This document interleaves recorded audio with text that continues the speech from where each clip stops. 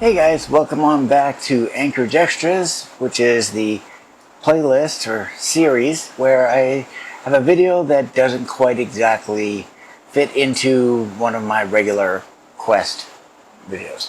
So, we're going to talk a little bit more about my home a little bit. I've given you the tour of it in the past, more or less. Talked about different things. So today, why don't we talk about my network? Okay, so here I am sitting on my futon, and as far as cable television goes, I don't do or use cable television, and I haven't in over 12 years. So for that amount of time, I've really just done everything over the internet, streaming, and what have you. So I wanted to discuss my infrastructure, as it were. So basically, we'll do the very basic part of it, which is, where does the signal come from? Well, it comes from outside, right over there. I've got the wall right here. My AC's up there if you can't hear it. You should hear it. These microphones are fabulous. They've got a lot of pickup on them. However, the cable, the coax cable that goes out to my ISP or Comcast, it runs on the outside of the building, so it goes, because it's brick and it can't be easily threaded through. These buildings that I'm in, this is a condo complex that started off as apartments back in the early 70s, and so when cable television became all the rage, I'm gonna have to say early 80s for this area. I can't say for sure, but when they installed the cable connections, they put a junction box up in the attic of the building, which is up on the 3rd floor. I'm on the 1st of this building, and I am in a corner unit, so I'm at the end of this building, which is horrible because I'm facing south, and of course the sun is right there, so I've got my blinds shut. But neither sense. Up in the attic, there's a junction box for a Comcast, and then all of the cable connections go out to the individual units. And from my observation, they've routed everything outdoors down the side of the building, and then they drilled in through the brick and into the units themselves. And I only say that mainly because that's how mine is.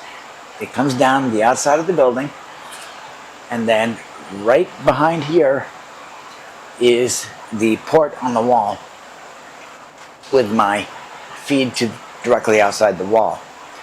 Then from there, I have it's a Comcast branded coax cable, and the original one I had, it's still back there.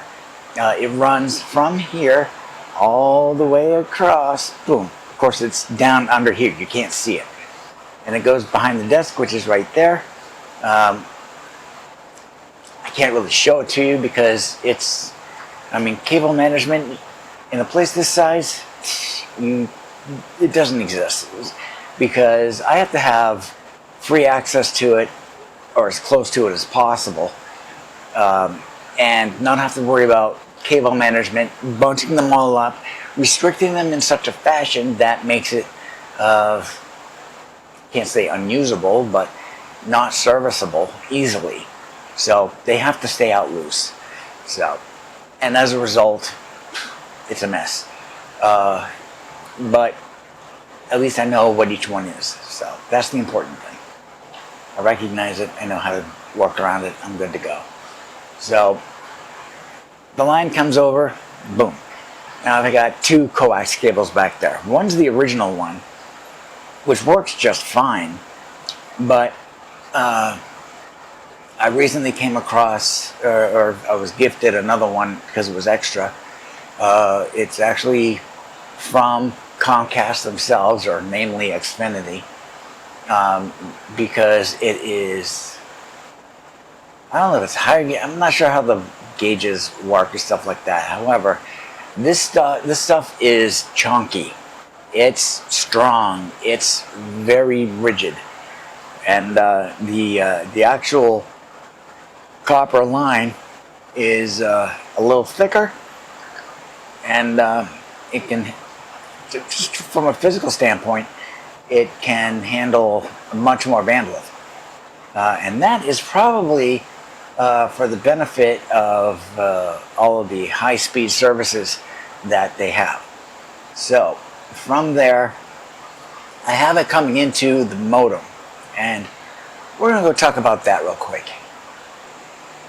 Alright, so here we are at my workstation. Well, I'm standing in front of it, leaning against the desk because I need that for stability, so I don't fall down, or it would be more difficult for me to get near that, but in either sense. So the coax cable, which is from right over there, it comes through, and then it actually goes into the modem, which it used to be this one right here. This is my original modem from 12 years ago, for more than 12 years ago. And the only reason why it's up here is because, a couple weeks ago, vaguely, it stopped working. However, I ordered a new one. I received it. I've got it set up. It's running just fine. It's doing great, stuff like that.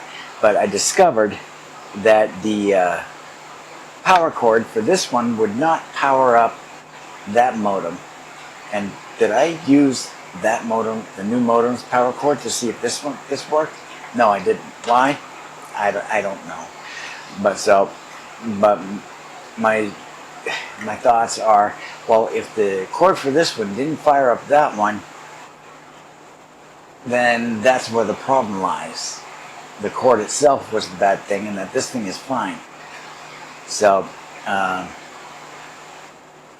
keeping this for the time being. I'm going to test it at some point. I do have to shut down that router, or that modem, to see if this one works, which is fine. I don't mind. But in the meantime, you can stay right there. So the signal comes in from the outside, goes in the coax line, goes into the modem, and then from there it gets fed up into my router, which is here. So this is my router, and I've got it retrofied with some wood grain contact paper, make it look like it's straight out of the 70s. It's awesome. It's groovy, what have you, and stuff like that. So my entire network, the heart of the network is right here. So that's where it is. So that feeds into there. And then from there, it has to go out throughout the unit, or the rest of the condo / old apartment, whatnot. And this is where home networking can get kind of complex, simple, what have you. This unit is a little more than 900 square feet, so there's not a lot to go with and stuff like that. As far as networking the different rooms go, well, don't necessarily need to, because could use Wi-Fi. This is Wi-Fi capable, and however, I don't like using Wi-Fi. It's convenient, and it does have its uses. However, for ordinary home networking, I don't see any reason why to use it. And that goes for units such as this all the way up into houses. Wi-Fi isn't necessary. I would much prefer home networking to be based on these guys. This is network cable. This one actually came with the new modem. I can get it open. And this is Ethernet cable. And I'll get this undone. Of course, there's that righty-tighty, lefty-loosey conspiracy where everything gets done as lefty-loosey or lefty-tighty, righty-loosey. Bread twist ties. Alright, so here's the coax, or this is the network cable that came with the router. I don't need to use it because I've got plenty of network cable. And it's Cat 6, and it looks a lot like regular phone cable. Wider in the plug. So regular phone cables, it looks kind of flat / rectangular in shape because there's only 4 basic wires in it, and the connector type is called an RJ11, RJ-11, and now these connectors are using what's called twisted pair wires. So let's see, I think there's 8 wires altogether, so 4 sets of 2, and they got all different colors. They got green, black, blue, red, brown, I think. I forget the exact colors. I mean, I can see a couple of them here, but I have to look closer for the rest. This connector is called an RJ45, RJ-45. So these look like the phone plugs for phones that were business phones. So, and then of course you take out, if you look at all the wires separately, you'd be like, oh wow, I've seen those in big junction boxes and utility closets and stuff like that. Yeah, that's pretty much exactly what it is. It's those kinds of wires. It's twisted pair, so 2 wires that are twisted together to make one particular type of wire or wire connection. And this has those sets. And then those are split out into a flat form or laid out flat, and then they're crimped into these connectors. And I have a crimper, and I've actually made these. I've made this in the past, and I tell you, it's interesting. I have a guide to show me what color wires. You'll have a wire sheet that's, let's say, green, and then its twisted pair piece or strand will be a green and white, and so it's like you got color and white, color and white, and so on. And yet they have to go in a certain fashion because you want to make sure that what data is going in and out on one end is going out of the same wires on the other end. And so I have a guide for that, so I can crimp my own. I have a run of a 50-foot spool of Ethernet cable, is Cat 6, and there we go. So enough about networking cables themselves. But for the home, it's best if you have network cables running through your walls to all the separate rooms. But that it isn't always possible. Some houses are old, many houses are old, they don't have that. But people could certainly do home renovations to allow for that, or repurpose old wire lines for Ethernet cables and stuff like that. This building, it has the capability of it, however, no. This building still has the old 300 ohm antenna wires in all of the units, because right over there is the port for the 300 ohm TV antenna that used to be up on the roof. So the cables are still in the walls. The channels are still there. You can run network cable through that. But to the other rooms, no, because there's no antenna ports on the walls in the bedrooms. So that kind of pulls that there. So if I want network cables in the walls, I'd have to do major construction or major renovation of pulling down all the drywall, routing all of the stuff, and putting on junction boxes. And, that'd be a mess. So the networking solution here is generally Wi-Fi. And however, I still don't like that. For myself, it's not necessary to use Wi-Fi, so I don't bother with it. For the other person living here, Wi-Fi is not desired. because of game consoles and of course the person's computer.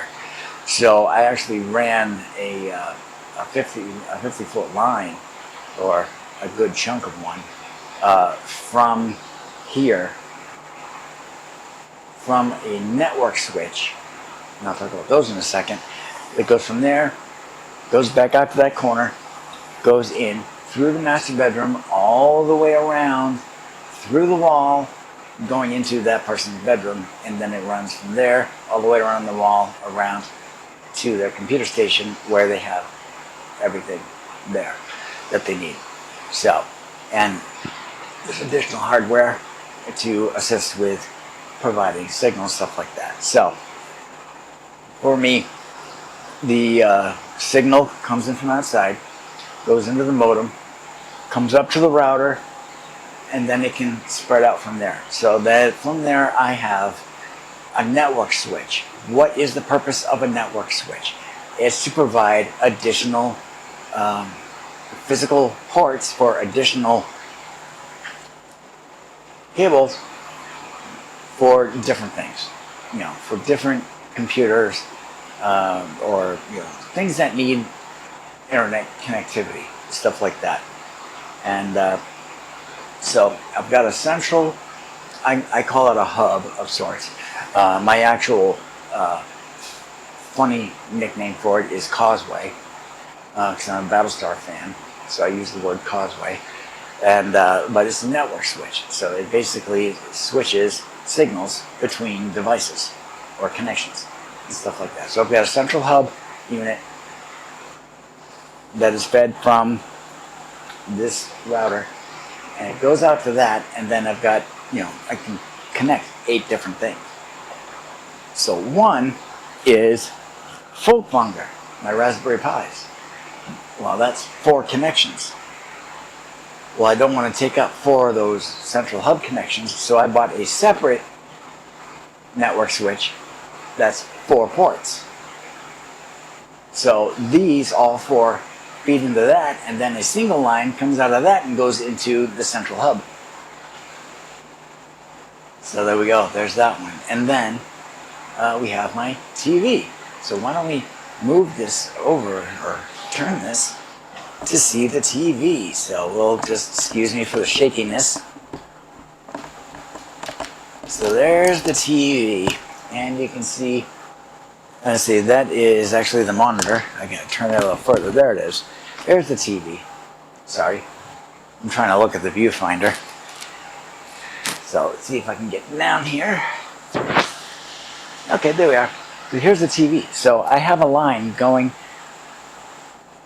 to the TV, but it's not just the TV. I've got the Atari VCS, right, if I can get it right here. So that's my personal gaming console, which I have never used, outside of running updates and just playing around on it, and stuff like that. And I also have another cable here, because I'll bring my laptop out, Scotty, and I prefer to use this in order to run updates on it. It'll go a lot faster that way than using the Wi-Fi. So it's definitely a lot more reliable to have a wired connection and not have to worry about wireless signals that can be interfered with, because Wi-Fi is a bit slower than a physical connection. Physical connections, they go like lightning. So yeah, so I've got those 3 going into a dedicated network switch for this area right here. So I've got the main one, I've got Raspberry Pis, and then I've got the TV. Well, what else is there for? Well, that would be for the other person living here. So yeah, the other person living here has their own little setup and stuff like that. So I've got yet another 4-port network switch in that small bedroom. And that's for that. So, I don't have a whole lot of cables going to my central network hub. And I've got a port or 2 left over, stuff like that, because I've got Solaria on the central hub, I've got Odin on a central hub. So Solaria is my Linux Mint Debian Edition personal everyday driver, everyday machine, and my productivity machine. The Windows box Odin is for editing these videos, and there's plans for that one coming up, and but that's months down the road at this point. After Microsoft drops security support for Windows 10, stuff like that. So I'll be doing that. So yeah, I got those two, got that.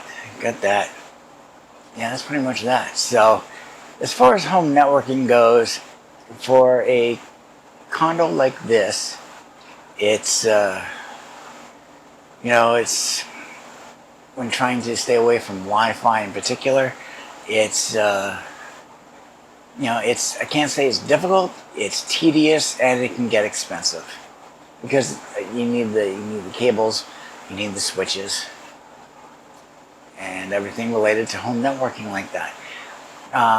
But I will say that as far as what's easier versus the other, it all depends on the location, the kind of home that it is, the people living there, and what kind of people. Are they techie type? Are they I just want to take the path of least resistance, which is a lot of people. Most people be like, and then it's like, how much infrastructure are you willing to put into it and maintain and troubleshoot and support and stuff like that. Me, I'm into hardware, stuff like that, so I've got it all up and running, and I don't have to do a thing with it. It's just up and it's running, and I've never had a problem with it. Never have. Outside of the modem dying out. But, that was easily identifiable, and I could get that. I own my own modem. I do not rent it from my ISP. I don't rent it from Comcast because I don't want their hardware in my home, necessarily. My hardware, my rules. So there we go. I own my modem. I own my router. So my rules, my policies, my beliefs can be enforced. So there we go. Outside of that wall, that's on them. Whatever. But inside, I do what I want. So there we go. So yeah. So in closing, that's pretty much the bulk of my network. So it comes out over here, runs over there, and then from there comes back down below here, and then it branches out from there. And the network central hub of sorts, as far as the switches go, it's right down there. And yeah, so we've got my main machines, and then I've got my Raspberry Pis, and then I've got the other room, and then I got my TV. That's pretty much it. So as far as, and I've actually drawn out a diagram on the online application called CryptPad. It's self-hostable and stuff like that. I happen to go through Disroot because I'm a supporter of Disroot, and but I use the diagram option inside of the CryptPad, and I drew out my network. And when you look at it, it looks pretty complex, but it's really kind of sort of not. It comes to there, goes to there, and branches out from there, done. It's really small, so it's not really that complex or anything like that. Is it a mess? A little, but not unreasonably. I mean, it is what it is. It's like I can't run all these cables in the walls.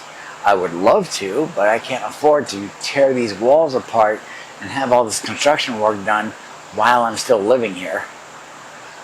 Or I could, but I need to use these spaces on a daily basis. So I can't have the walls all torn apart and do a project that's going to take up to a month to get finished because of schedules and stuff like that.